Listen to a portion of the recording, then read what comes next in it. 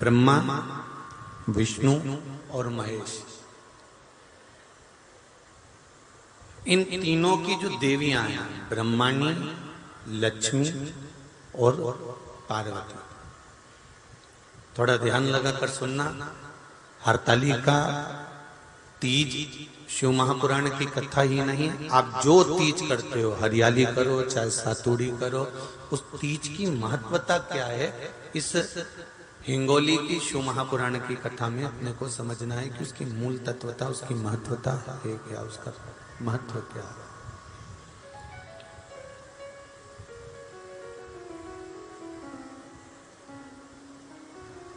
भगवान ब्रह्मा, भगवान विष्णु और भगवान शिव, इन तीनों की जो अर्धांगिनियां, ब्रह्माणी, लक्ष्मी और पार्वती, इन तीनों ने तप कर कर, साधना कर कर ब्रह्मदेव को, भगवान विष्णु को और भगवान शंकर को प्राप्त किया। और तीनों ने प्राप्त कर कर तीनों देवताओं से वर मांगा कि वर हमको ऐसा दीजिए कि हमारे तप साधना का फल नारी को तीज के दिन प्राप्त हो जाए। अब देखिए जरा, एक ही व्रत से, एक ही उपवास से उसको संपूर्ण तप साधना का फल प्राप्त हो रहा है, संपूर्ण तप साधना का फल उसको मिल रहा है मात्र एक व्रत से। केवल एक व्रत कर रहे हैं, संपूर्ण तप साधना का फल उसको प्राप्त हो रहा है। ऐसा कोई व्रत, ऐसी कोई साधना, ऐसा कोई शंभो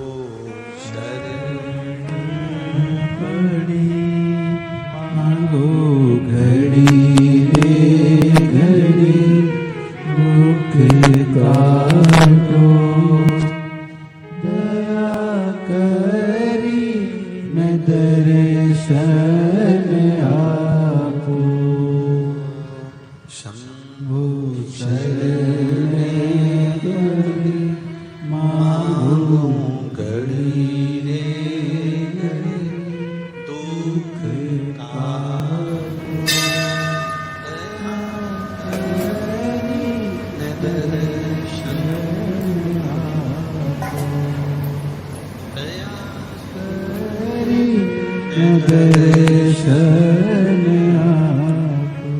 तो ब्रह्माणी ने ब्रह्मदेव से मांगा, लक्ष्मी जी ने भगवान विष्णु से मांगा, पार्वती जी ने भगवान शिव से मांगा कि ऐसा वर दे दीजिए जिस वर से एक ही व्रत करने से संपूर्ण फल की प्राप्ति हो जाए, संपूर्ण फल मिल जाए। ऐसा एक व्रत का फल दे दीजिए, मात्र एक व्रत का। अब देखिए, हरियाली तीज करने वाली माताएं थोड़ा ध्यान से सुनना।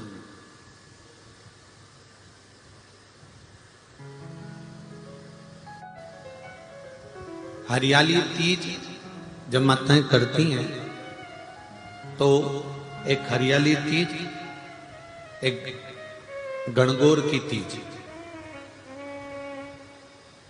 ये दो तीज के व्रत ऐसे होते हैं जिसमें जब माताएं करती हैं तो उस समय पर उमा, ब्रह्माणी और लक्ष्मी, इन तीनों की आराधना का फल उसको केवल एक व्रत से प्राप्त हो जाता। अब देखिए दूसरा, सातुड़ी तीज।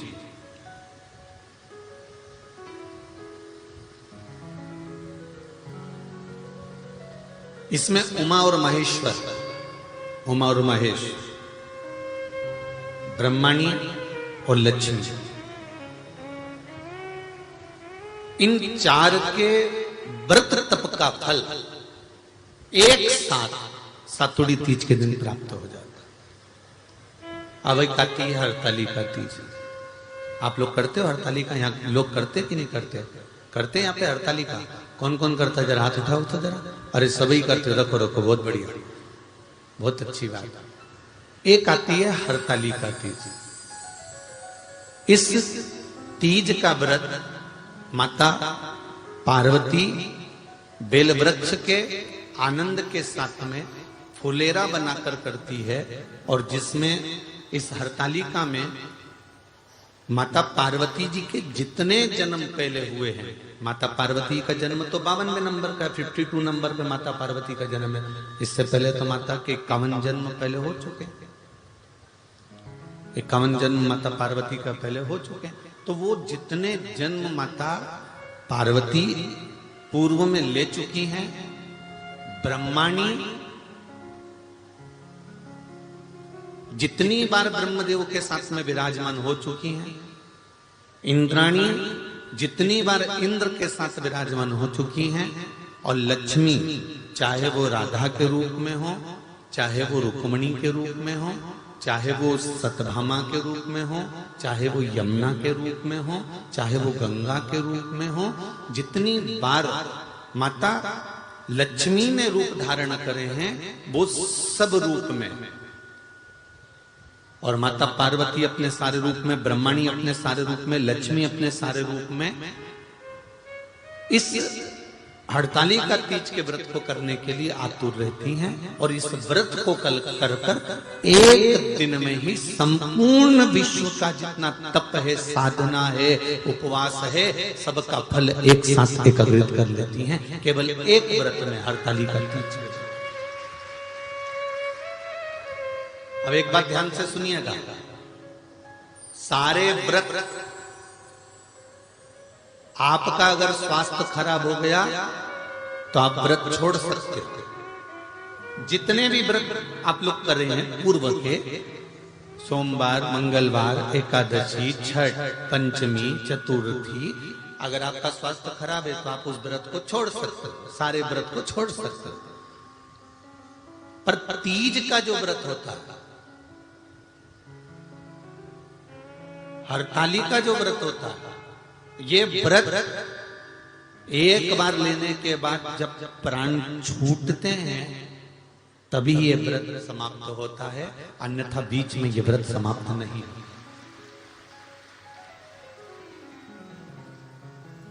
ये व्रत समाप्त होता ही नहीं।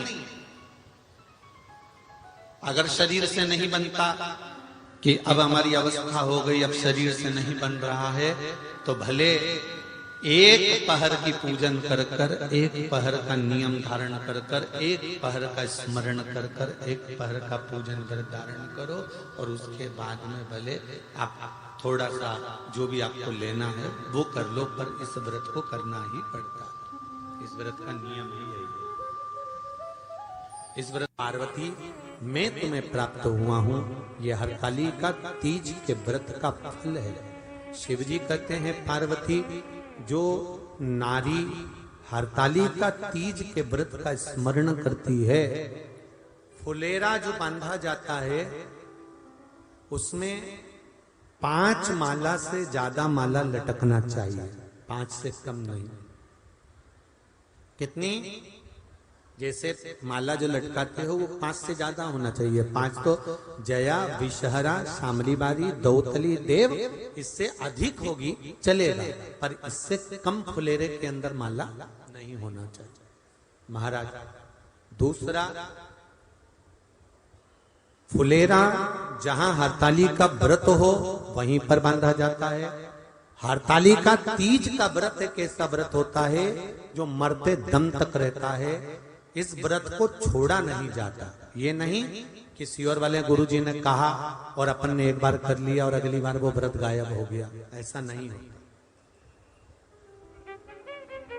हरतालिका तीज अखंड सौभाग्य के लिए, वंश वृद्धि के लिए, कार्य सिद्धि के लिए और कुंवारी कन्याएं उत्तम वर प्राप्ति के लिए, आनंद सुख के लिए करती हैं। ऐसा नहीं है कि केवल स्त्री ही करती है। जब नारी किसी कारणवश व्रत नहीं कर पाती तो पुरुष इस व्रत को धारण करते हैं। 30 अगस्त को, यही 30 तारीख को, कल 29 है, परसों 30 तारीख को हरतालिका तीज रहेगी। आप सब अपने हृदय से, मन से इस व्रत को कर कर अपने जीवन को सार्थक बनाइएगा। जो करते हैं, कितने लोग करते हो जरा हाथ उठाइए हरतालिका तीज। इतने सारे करते हो, अरे वाह वाह, धर लो, प्रणाम प्रणाम, आपको बहुत बहुत नमन करता हूं, बहुत बहुत सारा। फुलेरा बांधते हो? नहीं, अब की बात बांधना। मंदिर में करते हो तो मंदिर में, घर में करते हो तो घर में।